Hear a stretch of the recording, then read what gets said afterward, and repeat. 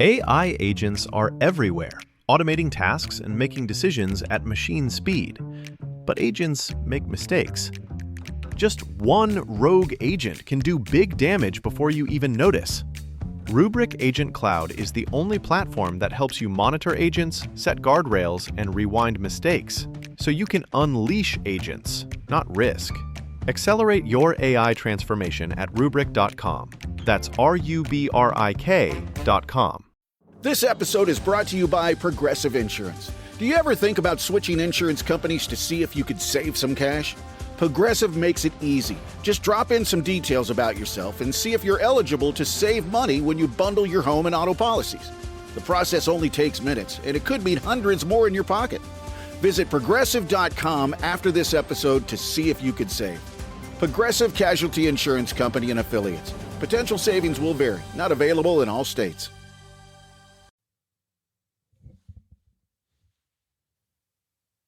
The Partial Breakaway Podcast with your hosts Nick and Junior and producer Vince, bringing you elite fantasy hockey information to help you win your fantasy leagues and win at life.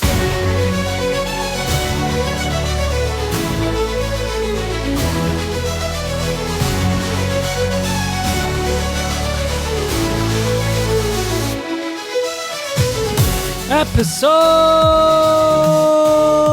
119 of the Partial Breakaway Fantasy Hockey Podcast. I'm co-host Junior, joined by, remotely, producer Vince and co-host Nick. How are we doing, fellas? We're alive and well. A snowy, rainy Sunday The snow and ice evening. rain could have stayed away today. Would have been nicer. I love the fact that you're doing this from a lazy boy. You better believe it. You should see what's holding up my laptop right now, because the table that usually holds up my laptop, I brought it into our studio to hold the roadcaster. So what is holding up your laptop? Is it your feet or? No, it's you know those when you have a small kid, a baby, and you don't want them to fall on the floor, so you put those styrofoam things. So I have about 20 of them stacked right under my laptop right now, so it's good eye level. Hey, whatever works. It doesn't show me too slouched, but I'm not gonna lie, I'm very comfortable. Might even fall asleep during the episodes. It is what it is, guys. With your takes, sometimes I understand why you would fall asleep. Or maybe with your takes. Well, we had some really good takes this week on our social medias, the clips we did of episode 118. And if you haven't seen them, go follow us at Partial Break Pod on Instagram, X, TikTok, and go on YouTube to follow us to see our shorts. And if you want to watch our pretty faces while you listen to our full episode, at Partial Breakaway Fantasy Hockey Podcast on YouTube. And any audio podcast platform, you search Partial Breakaway Fantasy Hockey Podcast, you will find us. We will be there. We will be square. And just we click. will be great. Just click automatic download. That's all you need to do. Yeah, you won't have to search anymore after You don't have to search anymore. You click the automatic download, it automatically downloads. You want to listen to it in a week from now, it's there. No problem. I'll be honest, I still find it very weird every time that you talk about shorts and then you talk about pretty faces. So I just find it odd. It's a little weird when you put them together. It's a little bit distant, though. Like shorts, it's like lower body and upper body. So I don't know. Nick, where's your head? Definitely I definitely know where Nick's head is. We did marry sisters. Well, I did want to mention one thing, guys, because it's this week. It's not today, but it is this week. And in Canada, it's Remembrance Day. So that's the 11th of November. And it's important to note, the fact that there's a lot of people that sacrificed in Canada just to give us the opportunity and the ability to be able to get on this silly podcast and talk sports, and we have these freedoms because other people lost their sons, brothers, daughters at some point due to World War II. And we should definitely take the time to be thankful and remember the sacrifices that others have made on our behalf. 100% agreed with you, Nick. Having said that, Apologies, I didn't mean any disrespect there, but our episode would have stopped had I not plugged in my computer. So, but yes, thank you to those who served, who give us the opportunity to be here today and do what we Those who enjoy doing. served, those who still serve, and those who still serve to keep our freedom to where it is. So, And now it's our turn to serve our listeners with our beautiful and entertaining Odd Man Rush. Odd Man Rush.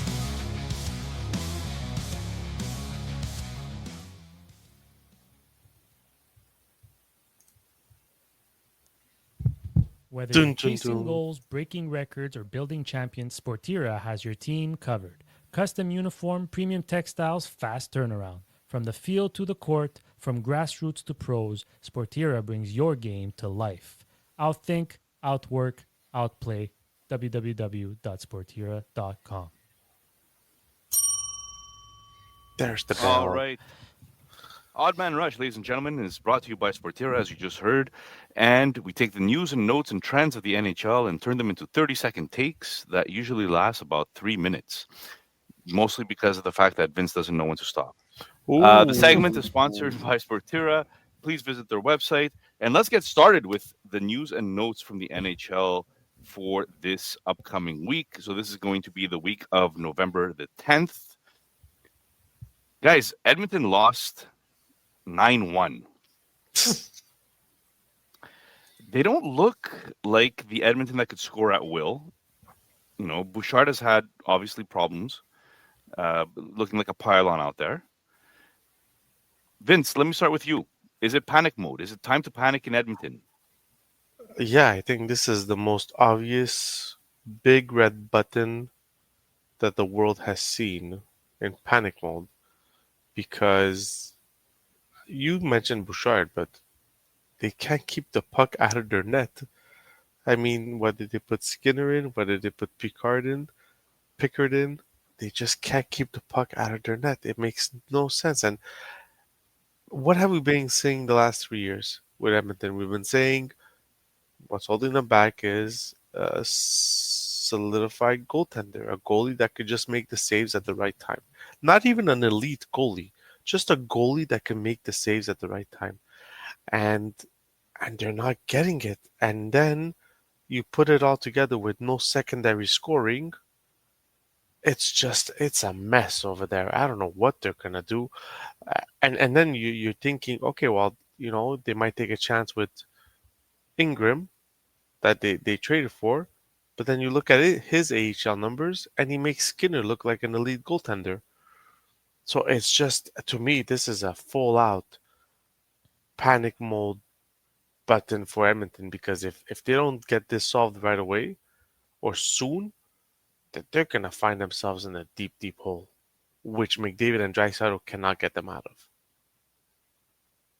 Well, yeah, sorry, I'm going to let you talk, Junior, but I also had a conversation with a follower of Edmonton, like a big fan of Edmonton, and he gave me some news. Like, yeah, you could blame the goalies for sure. You know, I mean, Stuart Skinner under 900 save percentage, Calvin Pickard under 900 save percentage, right? But he also said that like Ekholm is having a bad year, Nurse is having worse than usual year. Bouchard is not playing well. That's 3 out of your top 6 are playing like crap. The only person that's playing half decent is Wallman and Kulak. Everybody else seems to be sleeping at the wheel. But go ahead, Junior. What's your take here? Is it solely on goaltending, or? I mean, it doesn't help. And like Vince said, like Ingram's AHL numbers are atrocious. He's got a worse save percentage than Stuart Skinner does. They tried to go young to try to rejuvenate this team, but that lack of experience is costing them in games. So like, yeah, we want to blame the goalies, but their defensive game as a unit is terrible. And their defensemen are just making jaw-dropping mistakes. It's unbelievable. That leads to grade A scoring chances every 2-3 shifts. So it's scary. And like, Vince asked last episode before we went off, he's like, which team do you guys think is going to struggle? And I told you guys it was going to be Edmonton. They just don't look good, and they were playing teams. I think they lost to St. Louis, then they played Dallas, and then they played Colorado, and they got a whooping.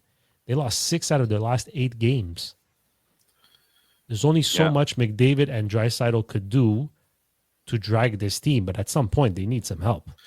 But Nick, do you think coaching has something to do with this? Because if you look at their record, at home they're 4-1-2, and away from home they're 2-5-2. Well, I mean, it's supposed to be harder for you to win when you're on the road. Yeah, right? but with good coaching, like, don't you get better matchups, better thing? Like, I mean, You get better matchups at home because you have the last change yeah, at home. but that's what I'm So saying. But coaching wise, that helps, right? And when you're on the road, you try to roll 4 lines and hope for the best. And I think that's part of the problem also, is that they don't have the depth to roll 4 lines. Yes, Henrique is a little bit old, right? Good player, a little bit long in the tooth. Nugent Hopkins, somebody has to play with Draisaitl and McDavid too, right? So you can't split all these guys up all the time and expect them to be able to run lines. But there's not enough depth in Edmonton right now. When 3 of your 6 defensemen are not playing well, that doesn't help either. There's not enough depth to save you there either. So then you also look for like opportunities to say like, okay, you know what? Their power play is struggling. Once they turn it around, they'll be fine. They've got the second best power play in the league. yeah, it's not the power play that's going to no, save it's not So the power. Yeah, exactly. It's like, what are we looking for here? Like, if you go look at Frozen Tools, by the way, from Dubber report, all their defensemen are on a cold streak in terms of offensive production. Yeah. I mean, Yeah. you can't have that. You can't have every single one of your defensemen on a cold streak. Ring the bell. Because I want to transition to something that Vince said, is that, well, if you're at home and you have good coaching, you get the final line changes, except if you're New York Rangers. Because if you're New York Rangers, you don't score at home. I think they got shut out twice this week at home, and their home record is absolutely abysmal this year. They're shut out 5 out of the 7 home games this year so far. Like, was this like the last attempt by Drury to make this team into something? Like, is it time to blow it up? Is it time to change the general manager? Like, I don't know what. Like, you bring in JT Miller, you make him captain. He didn't fix anything. Panarin wants out. Maybe we don't know what's going on with the contract negotiation there. Like, there's a lot of and you have Shesterkin signed until God knows when at $11 million, and the guy can't score for you. So where's this team heading? Junior, let's start with you this time.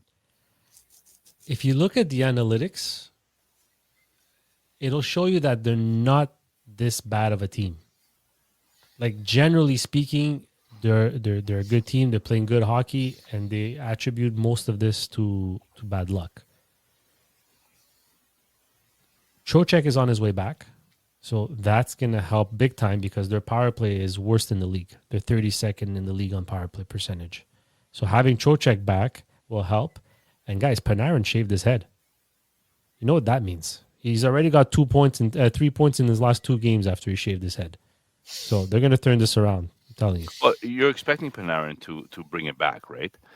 Like, especially on a contract year, we're expecting big things out of Panarin. I went deep, like, in a lot of my leagues. I drafted Panarin because he's on a contract year. I'm like, this guy's going to hit 120 points this year again. At some point, it has to turn. It can't be that only one forward on this team, which is Panarin, has double-digit points, which is 10. And Fox has 11. And everybody else, single digits. I've never seen something like this after 16 games. But this is like the typical classic Jekyll and Hyde.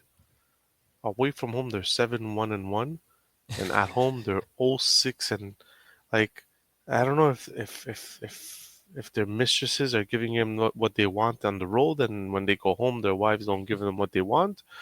Like, I have no idea what it is, but it's and to not score 5 out of 7 games at home, at MSG, like it's one of the classics arena you want to play in. It's unexplainable. So that's my word. Would you not attempt to just bring a guy like Perot up for the next home game? They brought him up. They brought him up already. But he hasn't played. No, they just brought him up this week. Ring the Okay, bell. like bring him up. Like try something at home. Try something different at home. It doesn't make sense. We're both. If you guys are watching the YouTube, we're both pressing the button. I saw it, but you got to finish your thought. But anyways, go on, carry No, on. you don't have to finish your thought. Okay, I won't have. New I won't have a Jersey is thought. another New York team. Um, well, they're actually a New Jersey team. They're very close to New York, is what I meant to say. But they're actually unbeaten at home. So again, we're sticking with the same thought process here. Uh, Unbeaten at home this year. New Jersey with Sheldon Keefe as their coach. Vince, are they finally contenders that are supposed to be taken for real? Yeah, Because 100%. every year we say that, right? But every Yeah. year they do nothing. No, I've seen them. I've seen them play against Montreal, and they're fast. They're strong. They're well built on all four lines. And look, they lost Dougie Hamilton, but they have Luke Hughes. They have Nemec. They have the backup for if a guy goes down. So, I mean, Timo Myers is picking it up again for them. Um, their lines are just clicking, and Jack Hughes and Bratt are just a great one-two punch. So, yeah, I believe these. I believe they're a contender. I believe they can easily go into the Eastern Conference Finals and win the East if they keep it up like this. And they're getting some depth scoring from Gritchuk. They're getting some depth scoring from Wow, Junior doesn't Mercer, want to right? say anything anymore.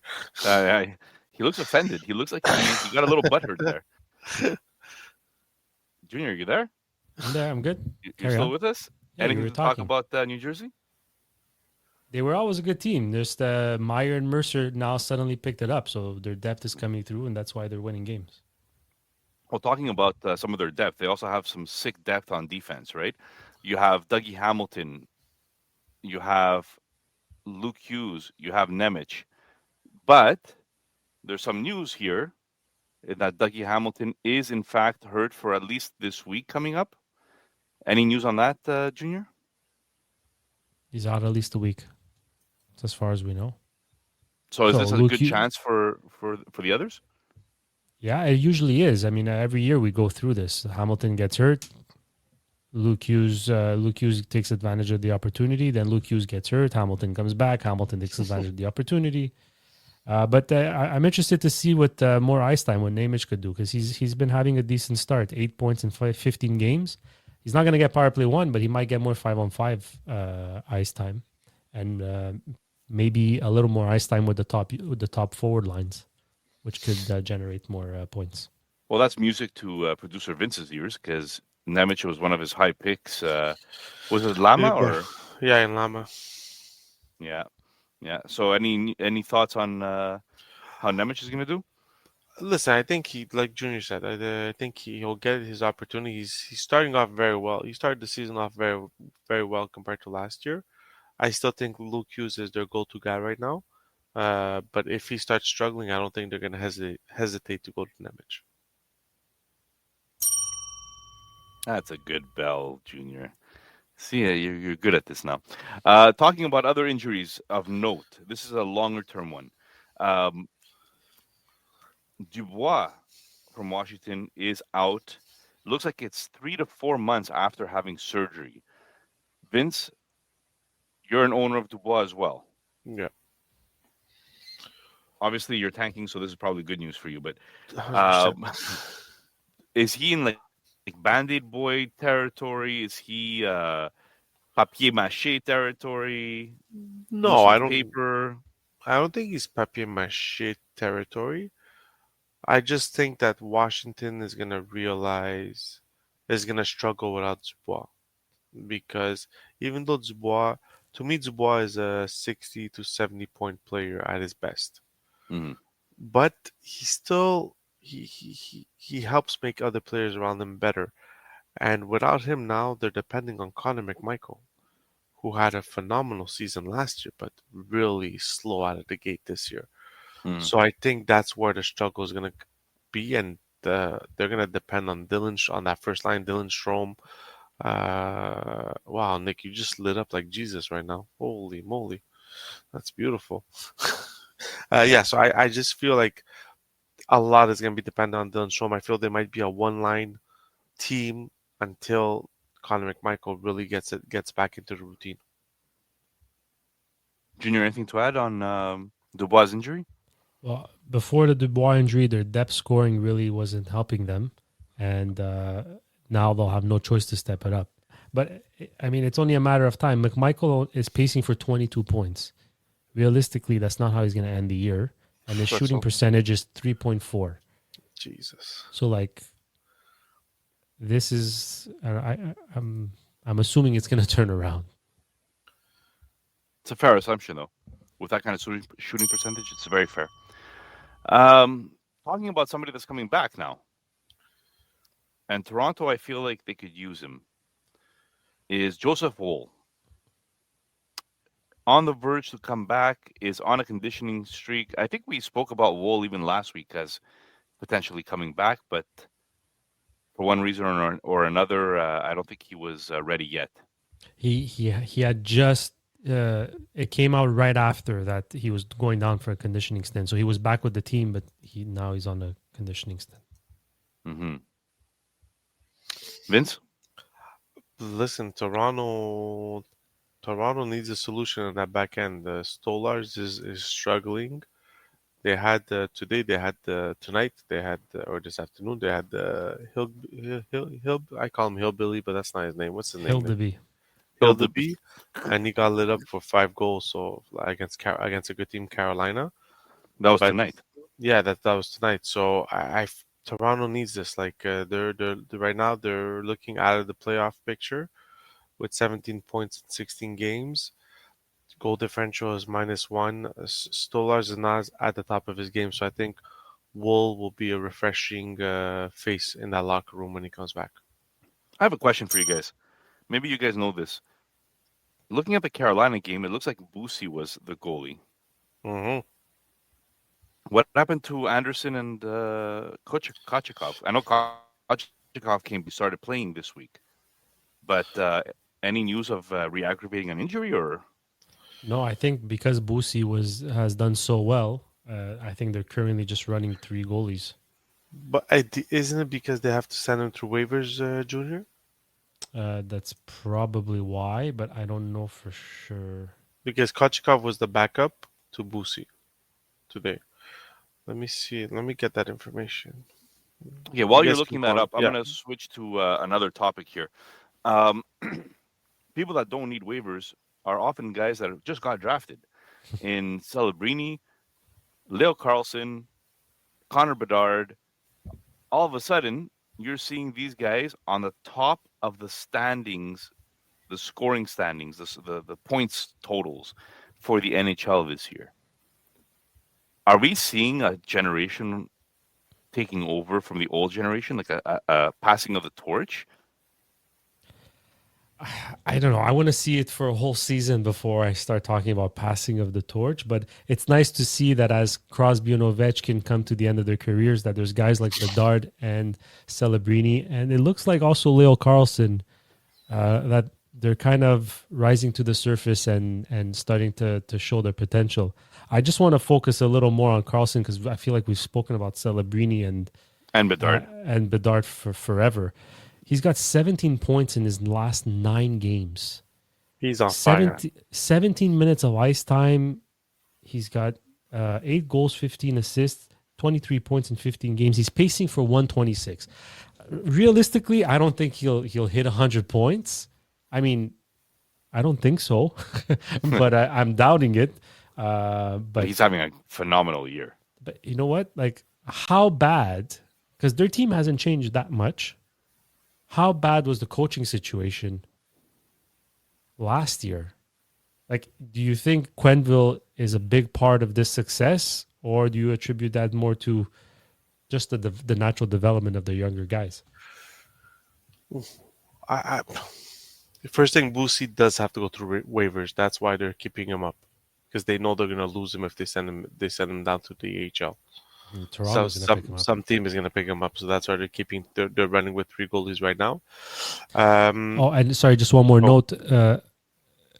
And as insurance, because they do want to keep him up, they acquired off waivers. They picked up Caden Primo so that he can go to the AHL. mm. Yeah. So it's just for Quenneville, I believe his I don't know about the coaching. I just believe that Quenneville is a more offensive coach than they had last year. So he's making his stars uh he's giving his stars more rope to play with. The Gauthiers, the Leo Carlsons, like you see, like Anaheim's games are not 2-1 games or 3-2 games. They're like 7-5, 6-4. Like, defensively there's holes there, but he's making his young kids play and uh, develop, and I think that's what's helping Leo Carlson. It's also helping that he has a guy next to him that shoots 50 times a game, so that helps him too in Karagotsi. But I mean, you're What a looking at season, Karagochi. yeah, What but a season. you're looking at the point standings as we stand right now. Sunday at 10:15 p.m. Connor Bedard first with 25 points, McKinnon with 24, Celebrini with 24, Leo Carlson 23, Eichel 22, McDavid 22. Like it's impressive for these three young kids that are in those standings. Do I think they're the face of the NHL? No, I still think it's the Draisaitl, the McKinnons, McDavid. But I do think they're the ones who are taking over for the older guys like the Crosbys, the Ovechkins, that are slowly transitioning into retirement. It's nice to see that there's people to come and take over their role. Yeah, definitely, definitely. There's also another young player who was not slated necessarily to be the number one power play guy. But if you guys remember correctly, when Victor Nuno came onto our show and he was talking to us about the different people that could take over power play one, he mentioned that Leshunov has that ability to power play lead, quarterback, whatever you want to call it. And right now, it looks like he has taken over for Rinzel in Chicago for power play one. Is this something that's going to hold? Do we see this as a long-term PP1 Leshunov, at least until somebody else comes along? Yeah, well, why not? You go with the hot end. I mean, you're not playing with a team that has much expectations in Chicago, so why not go with the hot end? If Leshunov is the one that's going to make your power play go forward, then you keep Leshunov on that power play. I mean, he has 9 assists. He has no goals, but he has 9 assists. He's throwing around his body, so I think every game he's getting more and more comfortable with the NHL game, which is helping him improve into the defenseman that Chicago hoped him to be, which is like Chicago is not hoping that Rinzel is their number one defenseman. Chicago is hoping that Leshunov becomes their number one defenseman. I mean, they drafted him that high for him to become that number one defenseman. So, and I think slowly, we've all said it. Defensemen always take more time than forwards to make their way into the NHL. And I think this is just a process for him to get better and to establish himself as an elite defenseman.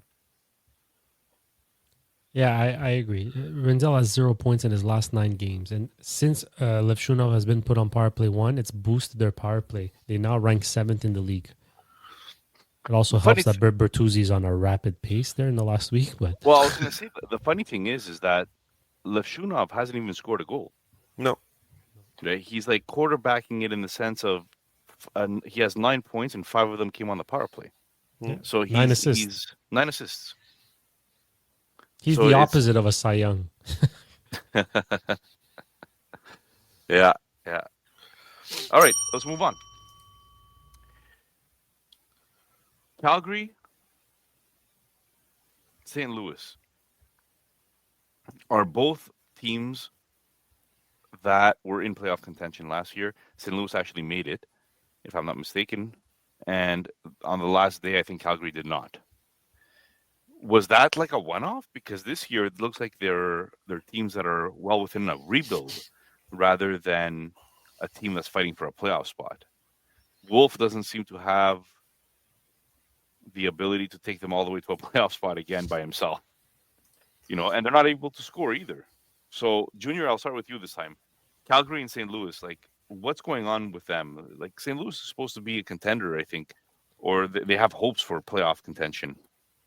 Yeah, Calgary kind of caught everybody by surprise last year. Most of us thought they would rebuild, and then because they were having success, some people started talking about a retool. But if you really looked at their roster, it's a rebuild. Like this should be a total rebuild. So now this makes sense. What's happening this year makes total sense to me. I'm not as surprised. St. Louis, on the other hand, they were supposed to start becoming a bit more of a powerhouse, like not fighting for a wild card, but maybe fighting for like a division, a top three in the division. And they're just not getting enough goals. They're not producing enough offense. And anyone who owns St. Louis players is probably going to tell you it's just not enough. None of them have double digit points. None of their forwards or defensemen have double digit points. That's guys like Kyrou, guys like Robert Thomas, Buchnevich, Snugerud. All of them. None of them. Yeah. It's worrisome. And on top of that, they're not even getting goaltending to say, okay, you know what? I'll bail you out a couple of whenever you're having an off game. Binnington has been atrocious, 859 save percentage and a 334 goals against average.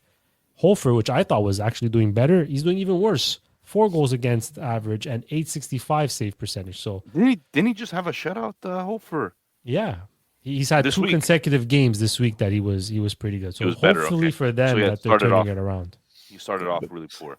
But you said it, Junior. Last year they had their goalies that built up.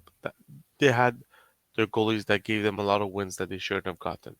Especially St. Louis after the Four Nations. Bennington went on that like hot streak of after winning the Four Nations with Canada.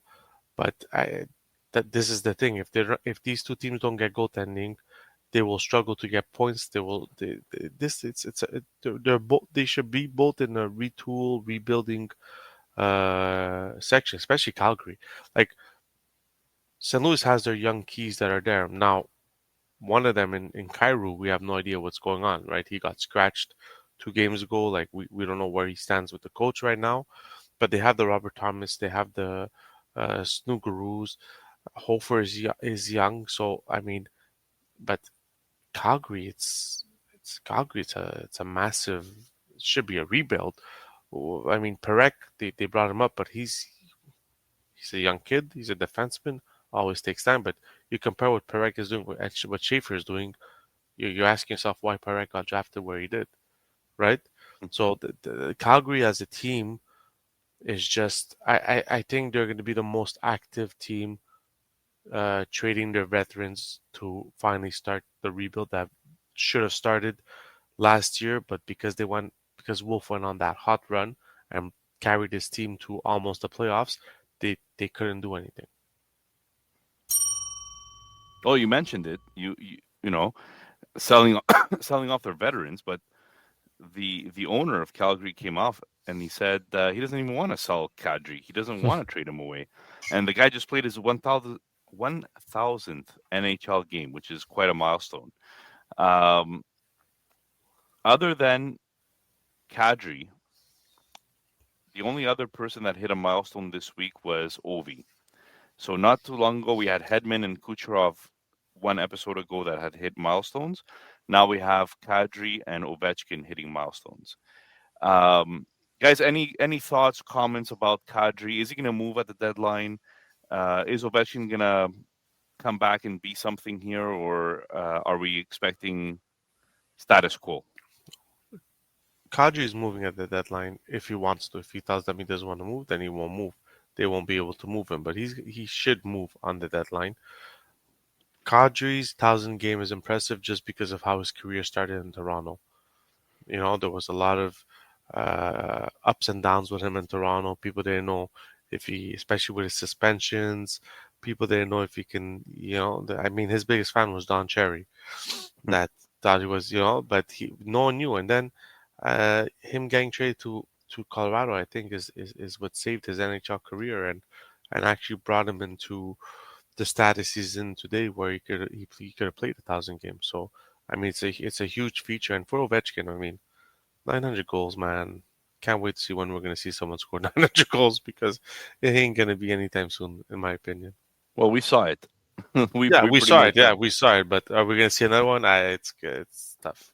By the way, before you mentioned, you don't foresee these young guns in Celebrini, Bedard, and Carlson taking over for McDavid and McKinnon and Draisaitl. I think it's first period, not even 5 minutes in, and McKinnon has 2 goals so far tonight Yeah. against Vancouver. So it's just funny. All right. I'm telling you, they're listening to our podcast, guys. They're just But not downloading. I don't think Kadri's going to move. He's got 4 years left at $7 million. He's 34 years old, 35 years old. It's going to be tough. That's a lot to take on from another team. Yeah. Even Seneca scored 2 for Anaheim. Dobesh. Guys, Dobesh has started off the year as a potential Calder nominee. He's a rookie, right? He has 7 wins, 1 overtime loss.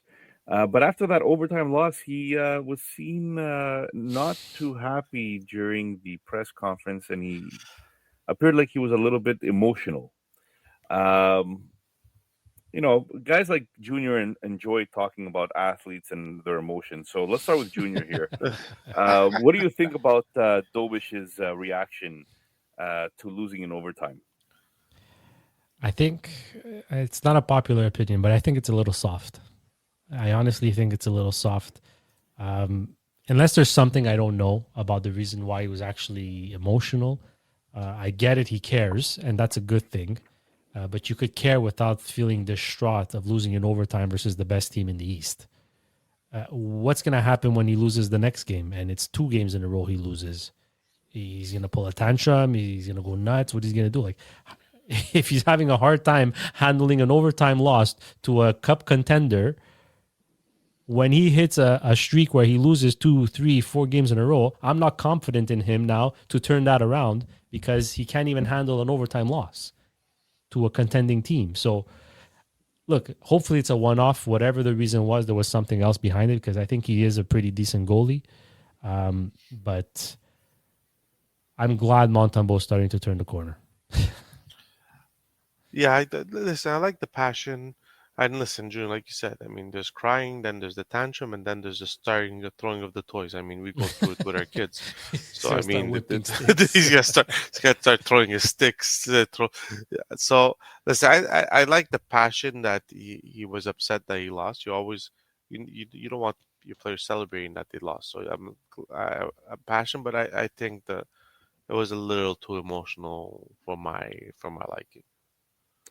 Look, hey, if he turns that into an excellent next game, then fine. That's a good way to manage your emotions. But I don't. Guys, let's be honest.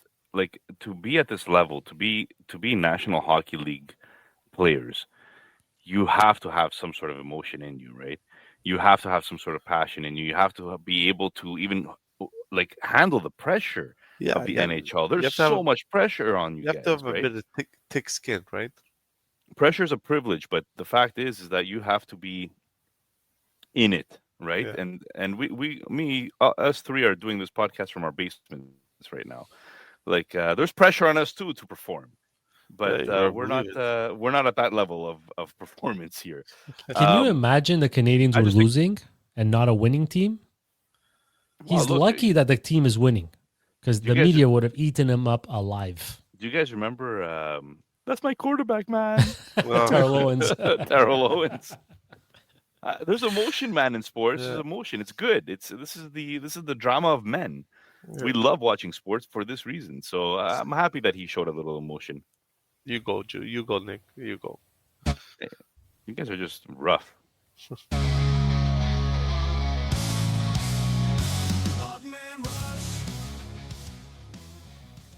AI agents are everywhere, automating tasks and making decisions at machine speed. But agents make mistakes. Just one rogue agent can do big damage before you even notice. Rubrik Agent Cloud is the only platform that helps you monitor agents, set guardrails, and rewind mistakes, so you can unleash agents not risk. Accelerate your AI transformation at Rubrik.com. That's RUBRIK.com. Lowe's knows that saving is always top of mind, especially this season. That's why we've picked some great deals for early Black Friday. Get free select DeWalt, Cobalt, or Craftsman tools when you buy a select battery or combo kit. More tools? Why not? Plus, we've got select pre-lit artificial Christmas trees starting at $59.98 because it's never too early to think Christmas. Get Black Friday prices without the crowds. Lowe's, we help, you save. While supplies last, selection varies by location. All right, ladies and gentlemen. Well, this is brought to you by DraftKings. Hockey is back, and this season, DraftKings Sportsbook, an official sports betting partner of the NHL, brings you all the speed, skill, and nonstop action you love. DraftKings Sportsbook delivers on the unmatched intensity of the NHL right to your fingertips.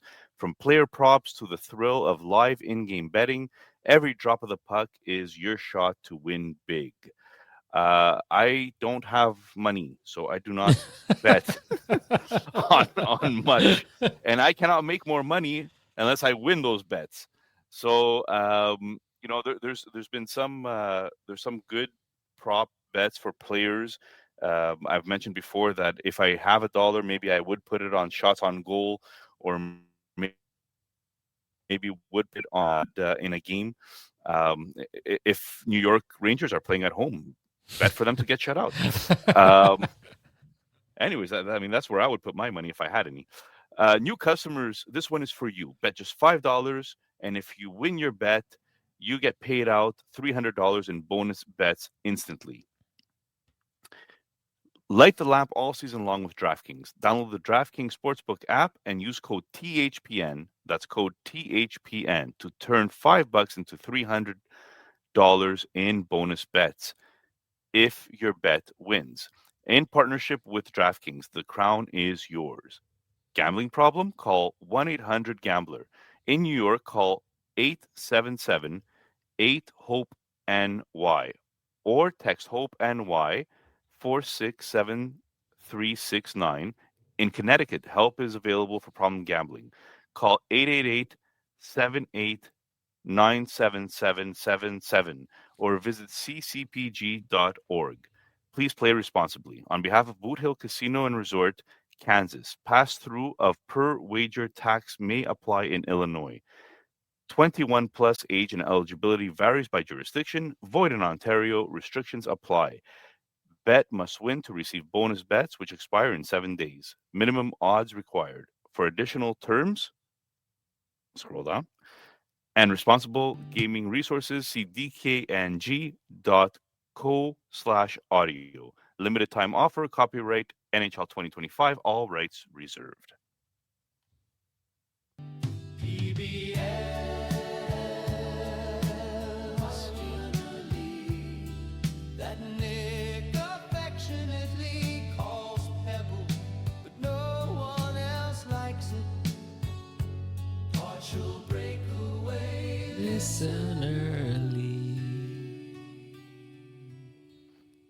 Wake up to the aroma of fresh bread and warm croissants baked every morning at Boulangerie Pâtisserie Italia.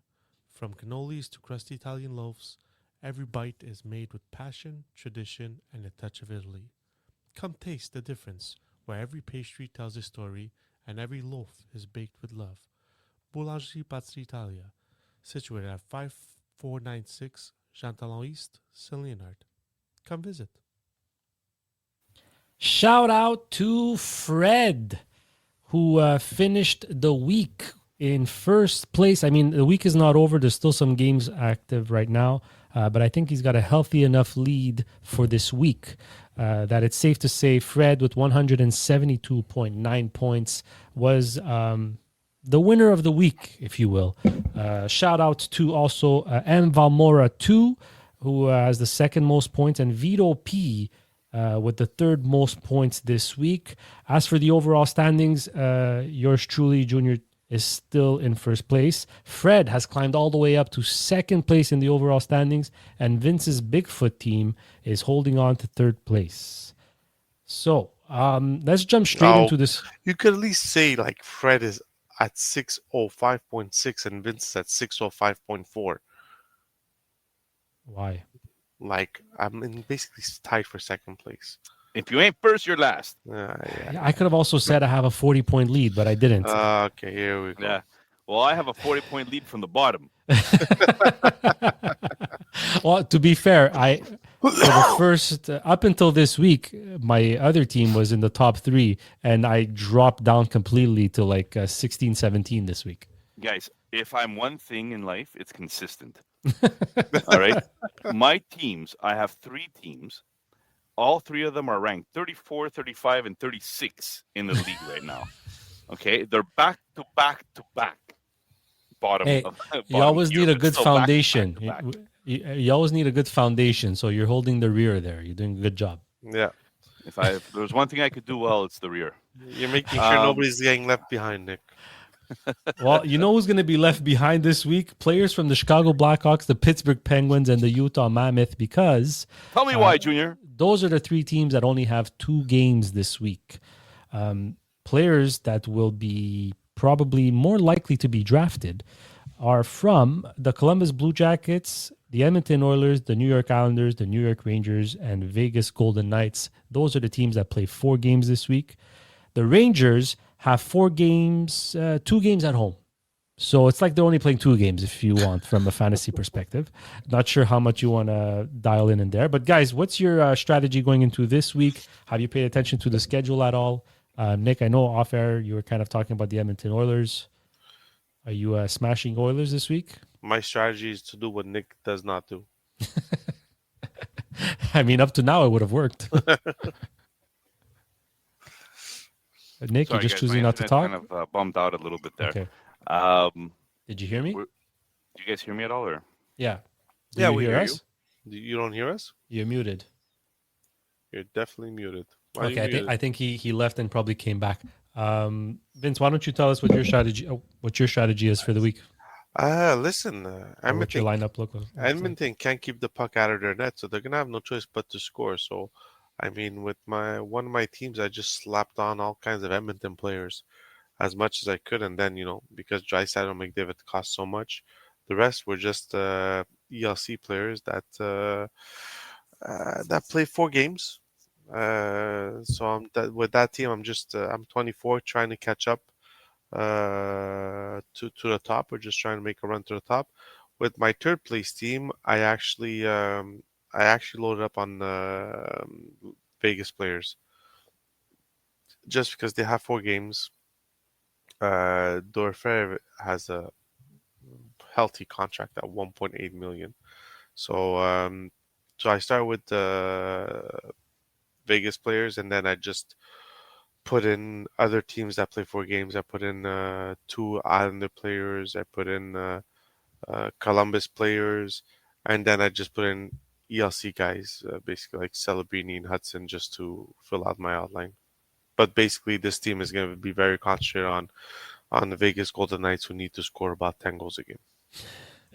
Well, I'm kind of with you on that one. With the team that fell off the radar, I also took Jack Eichel and Pavel Dorofeyev.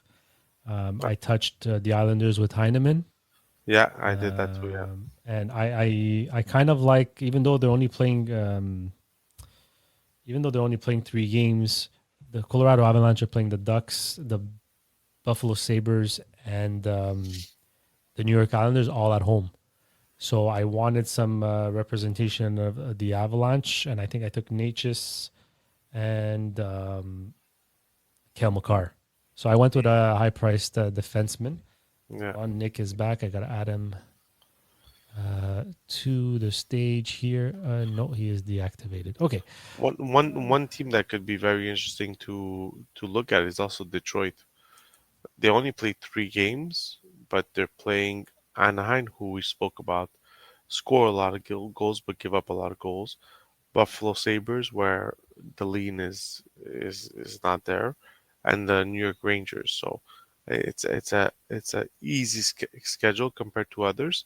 So you might, like, if you need to fill in your spots, you might be looking at Detroit players just to fill in those spots. Nick, before sorry about that. Why were you're muted here? I'm trying to unmute your mic and I can't. No, it has been Nick who unmutes his own mic, if I'm not mistaken. So we're gonna see if he can settle his issues with my other team, the one that's currently in first place. I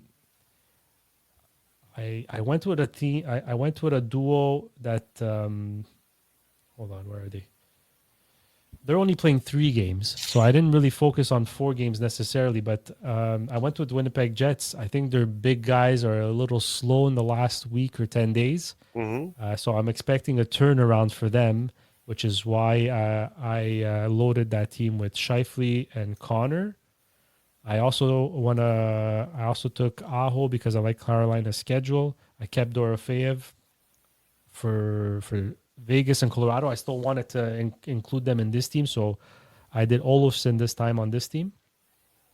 And from Edmonton, Roslovic had a great start to the week and to the end of last week.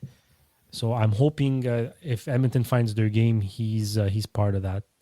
And I took Akira Schmid as my goalie, also touching on Vegas. So Vegas, Colorado, Winnipeg. That's between both teams. That's where I'm really putting my chips. I don't know if Nick off-air was talking about the Oilers. I think he's trying to go heavily on the Oilers with McDavid and Draisaitl. Yeah, On one the of his problem is teams. when you go and make David Draisaitl, then you got to find those nice ELC contracts because those guys are taking up almost half your salary already. Yeah, and I'm just going to go back to look at Fred's team for this week. And just to give you an idea of why he had so many points. Well, to start, he had Connor Bedard and Macklin Celebrini, who had like ridiculous weeks, bringing them to the top 3 of the NHL point standings. Kirill Kaprizov, who also had a great week. Clayton Keller. Hold on here while I try to get Nick back on. And welcome back, Nick. So, Clayton, I'm just going over Fred's team, and then I'll throw it to you for what your lineup looks like. So, Fred, who won the week, had Connor Bedard, Macklin Celebrini, Kirill Kaprizov, Clayton Keller, Wyatt Johnston, who's had a wild week, Kirill Marchenko, Lane Hudson, Matthew Schaefer, and Scott Wedgwood. I think it doesn't get more perfect than that lineup. I think if we would have went with the best players available to make a $35 million team, this might have been it. Maybe Levshunov instead of Hudson or Schaefer. Nick, what are your thoughts for this week? What's your lineup looking like? Well, I'm going to tell you guys. I mean, let's start with the fact that every single week I have been picking teams that play 4 games. And so all of my players on my entire $35 million lineup are players that play 4 games every single week, nonstop. And that got me absolutely nowhere. I'm the bottom 3 of the league, bottom third of the league. And, it doesn't make sense to me. So this week, I'm trying again, but I'm trying to stick with guys that are hot. I don't want to take risks and grab like a guy like Fantilli, even though Columbus is playing 4 times this week. I don't want to grab Fantilli because he's not hot. I need hot players right now. All right, I'm repeating Go in the word sauna. Go in the sauna. So I'm just going to talk about one team. I'm going to talk about my main team. I'm going to go with Jack Eichel. He's been one of the hottest players in the league this year. He's $10 million. So there goes a third of my salary right off the bat. But at least this guy is going to put up points. Like the chances of him putting up points are higher. I also went with Hurdle, Dorofeev. So I have 3 Vegas players right off the bat. And then I decided that I'm going to take 2 Columbus players in Voronkov and Marchenko. They're also playing 4 times this week. And they're the best scorers on that team. I grabbed Roslovic because for $1.5 million, he's a player that has been doing pretty well playing on the top 6 of Edmonton. I grabbed a cheap contract in Matthew Schaefer because he's playing 4 times this week, and he's been pretty hot to start the season. Lane Hudson is my other one because I didn't have any money left, and I went with Stuart Skinner. Oh And my God, Oh Nick! I boy. went with That's Stuart the way Skinner. Oh to that's boy. the way to stay at the bottom of the list. Look, you guys are laughing, but I mean, if you take a look at Edmonton's schedule Schedule. this week, I felt that Edmonton actually does not have a difficult schedule this week, and that's why I went with that. Edmonton is playing St. Louis, who has not been very good. Nick, that's the They wrong can't week. keep Nick, the. that's wrong It's the wrong schedule. week. No, sorry. Wait. Let me get it. Let me get it. Hold on. Wait. Columbus. So no. It was Edmonton. So Edmonton is playing Columbus, who have not been the hottest team in the league. They've been a 500 team pretty much. They're playing Philadelphia.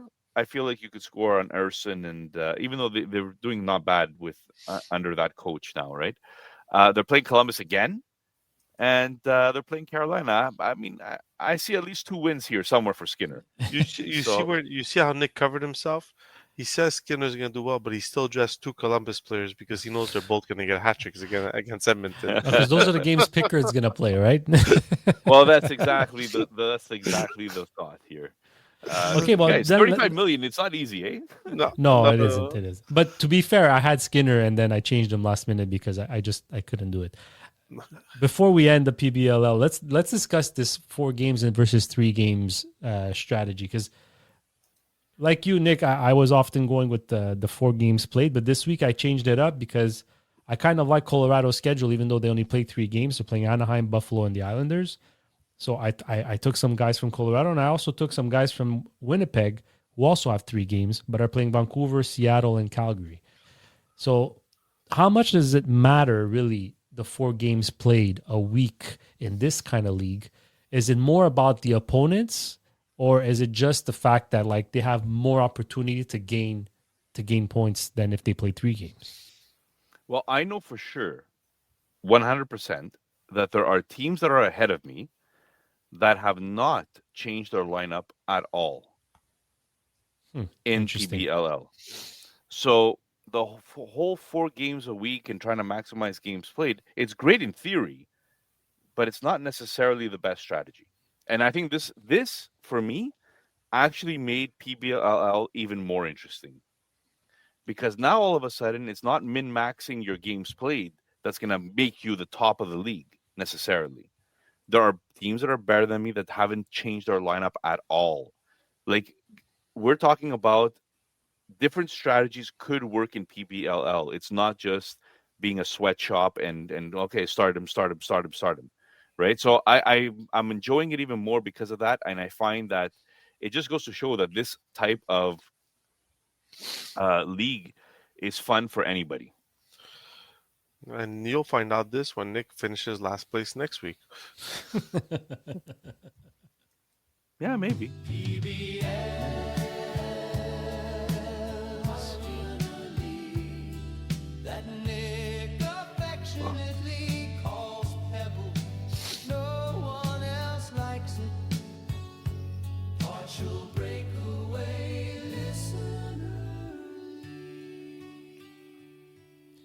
You know, Nick, you stick with hot guys. Leo Carlson just scored another goal. I know, man. Yeah, we haven't Unbelievable. spoken about the turnaround from Chris Kreider, eh? Ryder's been doing pretty well. Yeah. Vince, I'm handing it off to you for our final segment Our of the episode. final segment. So this final segment is going to be hot, cold, and whatever. We'll put some warm in there too, just to make Nick happy. But this final segment is brought to us by ANC Photo Booth. So ANC Photo Booth, for an unforgettable experience at your big events, a professional photo booth service with a discount if you tell them you are listeners of the Partial Breakaway podcast and if you download automatically our episodes. They've recently added a dry ice and cold sparks machine to their long list of accessories and gadgets. For more, visit them at acphotobooths.ca and or on Instagram at ANANDC Photo Booths. Yeah, sure. We'll repeat that. At AANDC Photo Booths. There we go. Got it. That was a little tongue twister. All right. So basically, this segment, I'm going to throw you out players who are hot, who are cold. You guys tell me Can they keep it up, or are they gonna plunge into the cold end? And for the cold guys, can they get out of the rut, and will it be sooner or later? So the first guy we've spoken about him, Nick, is infatually in love with him because of the amount of shots he takes on net. Cutter Gauthier, 15 points in 9 games played. Nick, to keep this pace up is ridiculous, but can he stay hot for how long? Well, you know that I traded him away to Junior a couple of seasons ago, so guaranteed he's going to become a superstar. And right now he's playing like a superstar. Like let's be serious here. 19 points in 15 games, 104-point pace, like you mentioned. His shooting percentage is a bit high. He's at 16.4, and even elite players don't necessarily keep up 16.4 shooting percentages. But even if it drops down to, let's say, his average of 11 or 12, the guy shoots so many shots per game that he's still going to put up points. I think Cutter Gauthier, guys, you're looking at possibly a breakout player that's going to be a star for a very long time in this league. And I'm absolutely loving it for you, Junior, in LPHL that you have this guy. He gets a $13 million contract soon, so you won't be able to afford him. But yeah, like, wow, Junior. I'm absolutely in love with him. Yeah, no complaints here, and I have him with Leo Carlson, so they've been keeping me in the top in the hunt, Nick, with you as close as possible for the LPHL throne.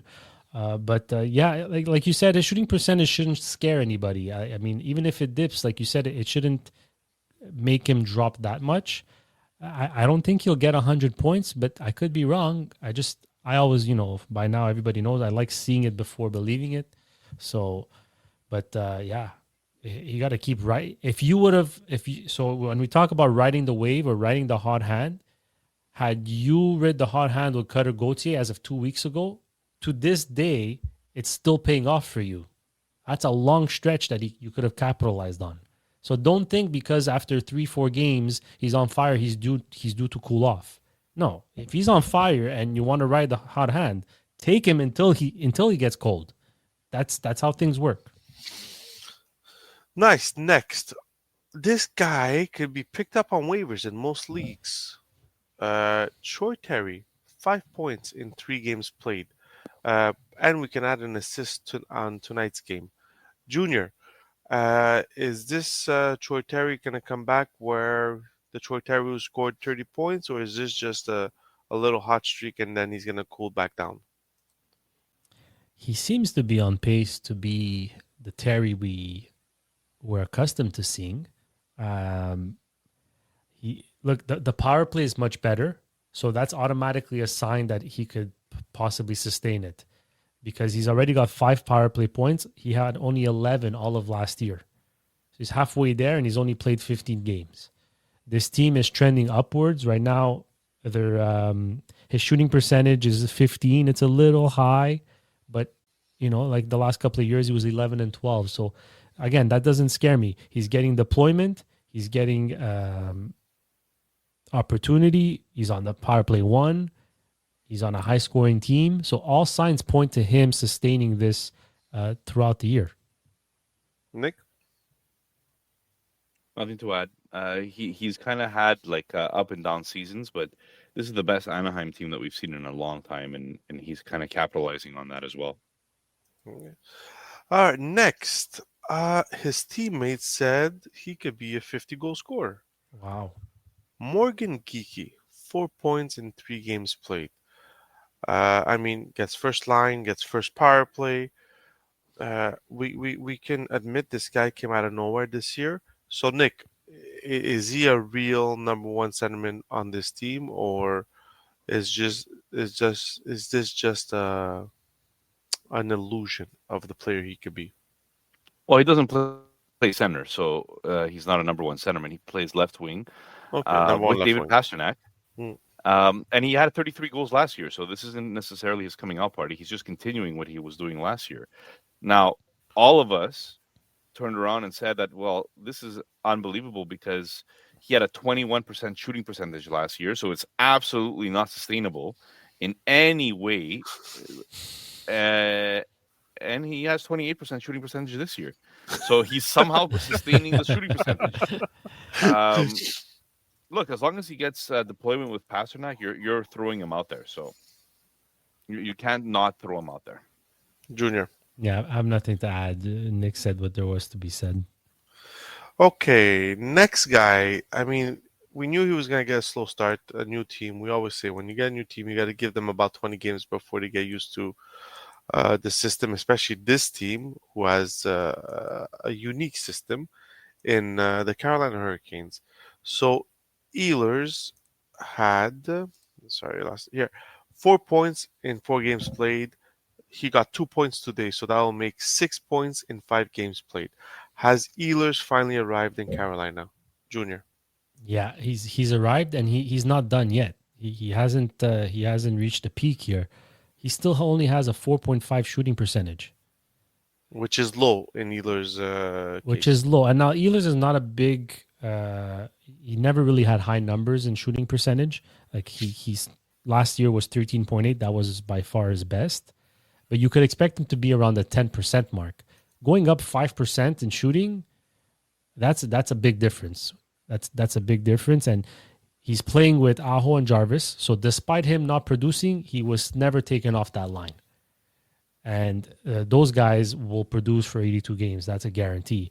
And now you're starting to see that he like you said, he got comfortable. He learned the system, and now he's getting confident. And when you get confident, you start sustaining your production a little more, and you become more consistent. And that's what we're seeing right now. So if you bought low on Ehlers, you did great. It was a great move. Nick? Yeah, nothing to add. Nothing to add. Look at you. So nice. Well, there's a lot of names on this list, so if we want this podcast to end in 2 hours. Okay, so And the- Tyler Bertuzzi, Nick, 7 points in 3 games, plus he added another 2 points today, so 9 points in 4 games.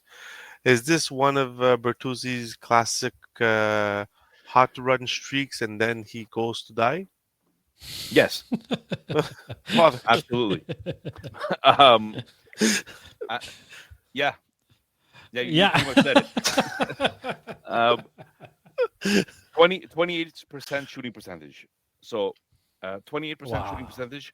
He's on pace for 77 points. I mean, if he ends with 60 points, that's great. That's probably one of his career years. He's like the highest he's ever ended with was 62 points ever. So I guess he could be a 25 goal scorer, 60-point player again this year if he continues this hot streak a little bit longer. Bedard's been doing well though, so you gotta say to yourself that, you know what, if this team is having their superstars playing well, somebody's gonna benefit. Right now, he looks like he's the benefit. Junior, anything to add? No, just that he's improving his plus minus. He ended last year with minus 39. He's at +2 so far this There year. we go. Junior, you see, all it takes is a bit of motivation sometimes to bring out the lion in a man. And this is what happened to Miro Heiskanen. Everybody talked about how Harley signed this big contract and how it was a wonderful contract, but forgot that Heiskanen is this number one defenseman on this team.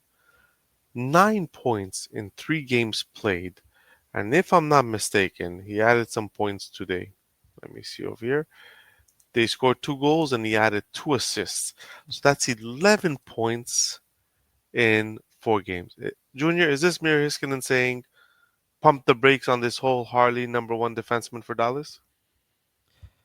I don't know if it's pump the brakes because, like, in a month from now, Harley's going to have 9 points in 4 games, and we're going to have this conversation with the opposite names. But, you know, like when Nick talks about riding the hot hand, I want hot players. This is a guy that right now you should be putting in your lineup every week because he is the hot player of the two. And you're right. Heiskanen was the number one guy on this team, but from a general perspective, Harley was always the one providing the most offense from the back end. But as of right now, Heiskanen seems to be saying, until I'm gone, until I'm given an opportunity, I'm going to make sure I grasp it and I take full advantage of it. And that's what he's doing. He's at 70% of the power play share. Mm-hmm. We haven't seen that in a long time.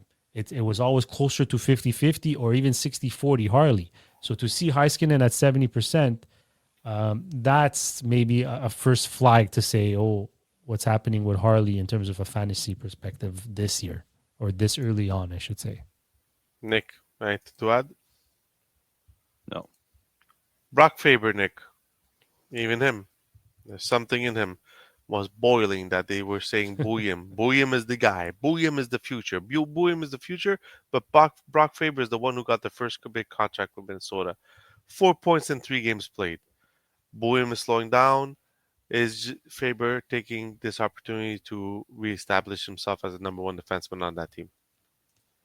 Well, you're right that William is slowing down, and he's kind of hitting a little bit of maybe a rookie wall, or maybe a rookie.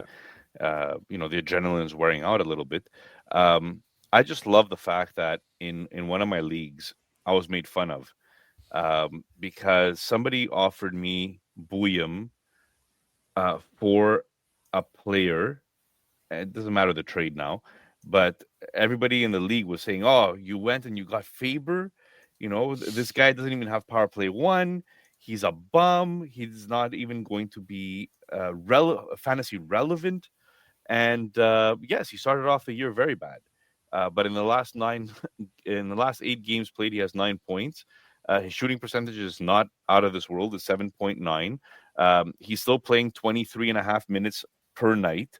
He's going to get his opportunities, and maybe he doesn't have power play one necessarily, but with that amount of ice time, he's still going to be a player that could end up with. He's on a 43-point pace right now. That's still, we said last time, it's almost top 20 in the league when it comes to defensemen if you have 45 points. So he's still a valuable defenseman. I don't know about him not having any fantasy relevance anymore. I think that that's a little bit overblown. Junior, Morgan Riley, 8 points in 6 games played. I mean, we were talking about this guy being like swept under the rug this year because of the season he had last year. And if he could, like, Nick, don't hurt yourself with your microphone. It's okay. I know. I do that at work too.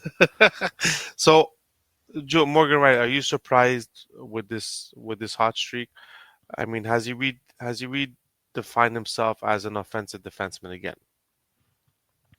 We'll see. I mean, I watched a bit of the game yesterday, and Ekman Larson was on power play one. Ekman Larson was on the ice with the goalie pulled. It wasn't Morgan Riley. Frozen Tool still shows that he has 60% of the power play. Is he back? I expect this to level out to his usual 50-ish, between 50 and 60 points, which is pretty good from a fantasy perspective for sure. But to say that he's actually gonna get the 70 points he's pacing on, I'm not convinced. Nick, a auto defenseman, but not the one everybody thinks we're going to talk about. Shabbat, 9 points in 12 games played. Shabbat in Dynasty Leagues was known as a defenseman who made a lot of money, but not enough points for the money he made in a salary cap league. Do you think he's turned the corner now? I don't believe he'll overpass Jake Sanderson, but do you think he can solidify himself as a number 2 defenseman, maybe like a Devontae Taves, and still get those, be a good number 4 or 5 defenseman in fantasy for you? Well, I think he's always been that. He's always been a very good defenseman. What was a little bit of trouble with him is that he never played 82 games. Mm-hmm. But apart from that, the guy is averaging pretty much on pace of what he's been averaging for the last 5-6 years. He's steady Eddie when he actually plays. He's on pace for 51 points this year. Last year, he had 45 points. The year before that, he was on pace for 48. The year before that, on pace for 49. The year before that, on pace for 53. Like we're talking about, he's steady Eddie when he plays. Yeah. $8 million is pretty much the average going rate for a 45-point defenseman. Especially the fact that, again, we've mentioned it before, where if he ends up with 50 points, he's probably top 20 in the league. So I think Thomas Chabot is perfect where he is. And he's not showing us anything new necessarily here. But he has had 3 points in the last 3 games. So Now let's go into the guys who took the cold plunge and have not come out of it yet. Junior, we gotta talk about this guy, Buffalo Coolidge. 0 points in 3 games played. I mean, there was very high hopes for this guy at the beginning of the season with Buffalo. Like, is this guy an AHL player who's playing in the NHL? And if he could play in the NHL, can he play a top six role? He's currently injured and he's on IR, but I think it's just a player who's in his first full season in the NHL and learning what it is to find consistency. It's obviously what he's lacking so far early in the season, but I wouldn't say he won't be fantasy relevant. I don't think it's a question of him not actually being an NHLer. He is an NHLer. It's just part of the process. You learn what it takes to be in the NHL, and more importantly, what it takes to stay in the NHL. So part of the process. It's only his first full NHL season. Nick, the next player, I got snake bitten a bit because he got 2 goals called off after a replay this season. But Landeskog, he got 1 point in 4 games played. I mean, when he came back, people were somewhat excited, but I know you were very pessimistic because of the injury he had.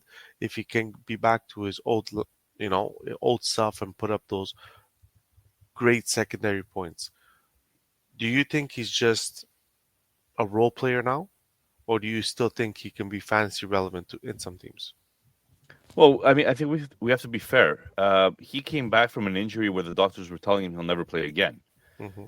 and he actually came back to be able to play NHL level, and I mean NHL level as not sarcastically, No, I mean, um, he has 4 points in 16 games. The biggest problem with him right now is that, unfortunately, like you said, he might not have the ability to play top six anymore after an injury like that. Maybe he's simply a bottom six player now. And, he still brings in the leadership.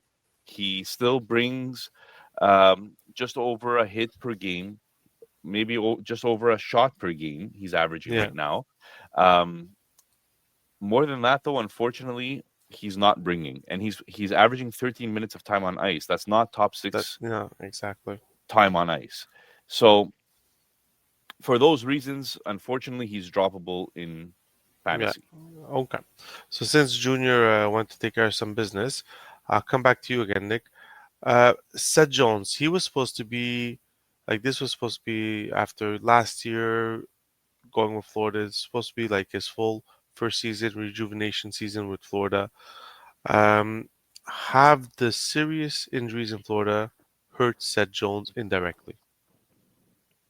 I mean, yes and no. If you're a star, like we thought Seth Jones might have been back in the Columbus days, Hmm. um, and maybe early in the Chicago days as well, you would be able to produce regardless. He's been getting the opportunity, Vince. He's 64% of the power play Yeah, time. He's 23 minutes of ice time per night. That's top pairing almost numbers, right? Probably top pairing numbers. yeah. With I mean, I think him and Ekblad are almost at the same level right now in time on ice. So yeah, However, unfortunately, he's not putting up the points. 6 points in 15 games so far. Uh, it's not going to cut it. It's not going to cut it for fantasy, and especially not at $9.5 million. yeah. I mean, it sounds like a Daniel Nurse contract right now, and Wow. it's not good. It's No. not good for Seth Jones. All right, Junior, this young defenseman from LA. I mean, I had to listen to it twice, but there are trade rumors around this guy, Brent Clark, for LA. I mean, he was supposed to be the next coming of Drew Doughty, but he's having a rough start to his career in the NHL. 0 points in 5 games played. Is this just a young defenseman learning how to play in the NHL, or is there more to this where he was maybe a little overhyped? I'm starting to think he might have been a little bit overhyped, but again, he's only 22 years old. Last year was his first full season in the NHL, and he got 33 points. He's still in the development phase that will be up and down. His whole season is going to be up and down. He's still, like we mentioned it with Kulik before. It's the hardest thing is to find consistency. And when he first started the season, we saw he had like 4 points in 3 games or in 2 games. Remember, we spoke about him. So this is what it is with these young guys. They're not all Lane Hudsons. They're not all going to come in and get you 60 points in their rookie year and then follow that up on with a pace of 70. So it's just I haven't given up on him, but I am less high on him than I was when he was drafted. Nick, Brady Shea. I mean, Yossi went out. He was supposed to be coming in. 0 points, 3 games played last year. I think he also had a disappointing season. I mean, what can you tell me about him? For fantasy owners that own him, is he a guy you're holding on to and hoping that he gets out of this rut, or are you dropping and looking for a replacement? You drop. Okay. You have no That choice. was I mean, quick. 23 minutes on time on ice. The guy does nothing with it. Mm. He had an opportunity with Yossi injured, didn't do anything with it. So, unfortunately, it's a drop. Junior, you had this player. He had a career last year, Nico Hischier. His team's doing well, very well, but in the last 3 games, he got 0 points. No injuries to talk about. It just, I'm guessing, like our title is, it's a cold streak. Do you believe you can get out of this cold streak sooner rather than later? Yeah, he'll turn the corner. I mean, he had 69 points last year, 67 the year before that, 80 the year before that. He lives between 75 and 80 point paces. He's only on pace for 60. He's going to turn it around. And I mean, that's an example of great depth, right? You have a guy like Hischier who doesn't get you a point in a week, but you still won 2 out of 3 games or 3 out of 4 games. So credit to the New Jersey Devils for building a good team. But yeah, no, he's going to turn it around. He's too good. He gets his deployment and his opportunity is too good for him not to turn it around. Plus, he has a track record of being better, a big enough track record to convince me that he will turn it around. So he's a hold on and be patient with him right now. Yeah. If you have to bench him for a week, fine. But like that's not a guy you drop. So Nick, I mean, this guy definitely not a drop, but I mean, his 0 points in 3 games could be explained because his team got shut out twice, 5 times at home out of 7.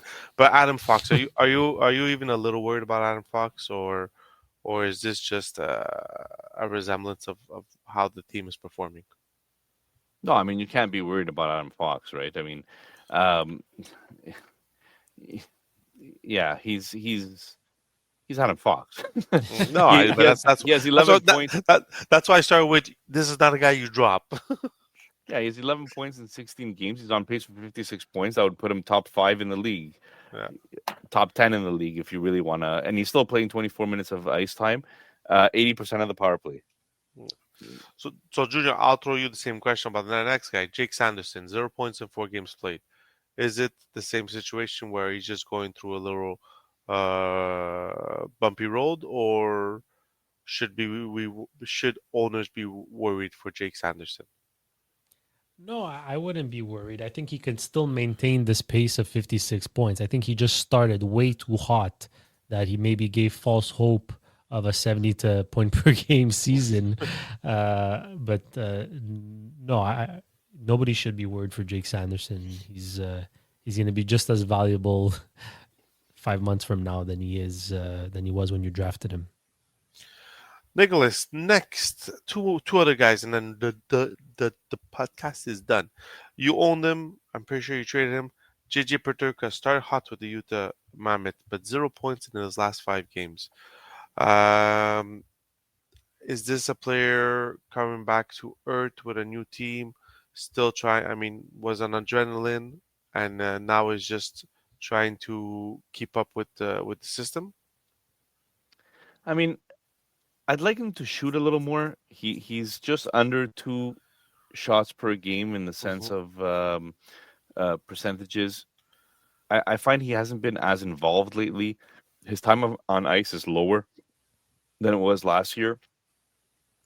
Obviously, Buffalo was not as deep a team as Utah, so there's something to say there. Um, he's on a 51-point pace, and quite frankly, it's not enough for somebody that puts up $7.7 million.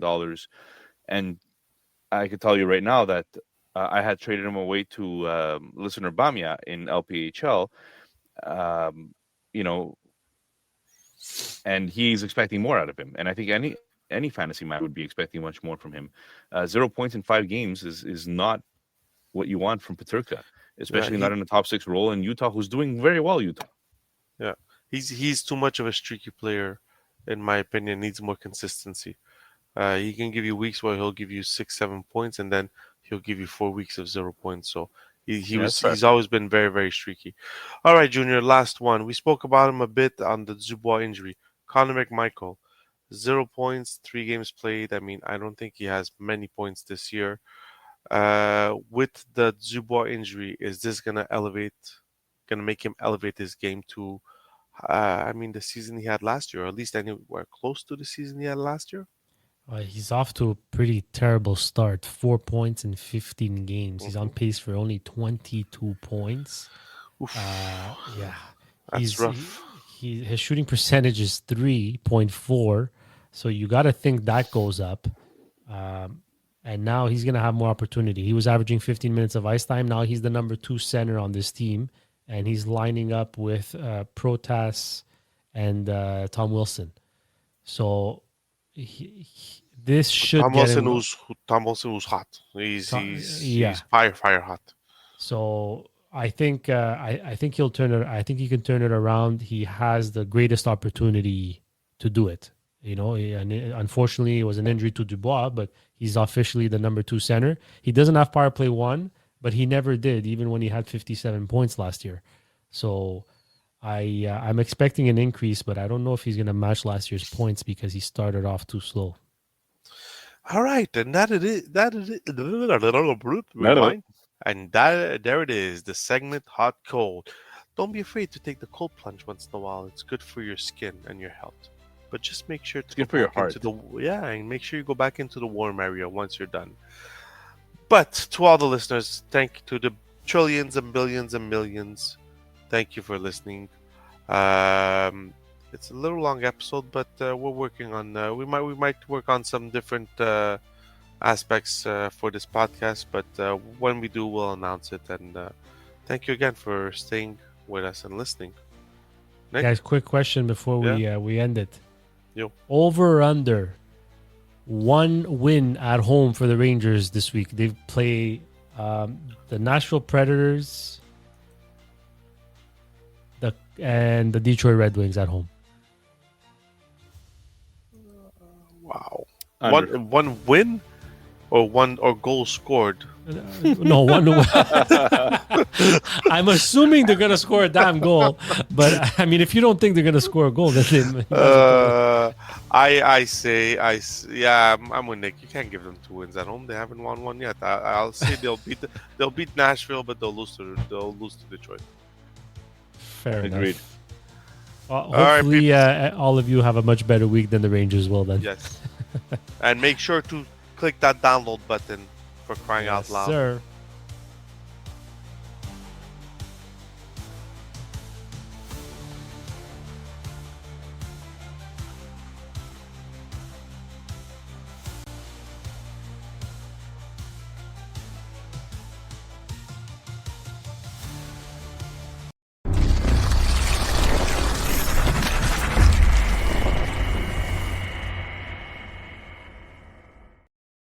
AI agents are everywhere, automating tasks and making decisions at machine speed. But agents make mistakes. Just one rogue agent can do big damage before you even notice. Rubrik Agent Cloud is the only platform that helps you monitor agents, set guardrails, and rewind mistakes, so you can unleash agents, not risk. Accelerate your AI transformation at Rubrik.com. That's RUBRIK.com.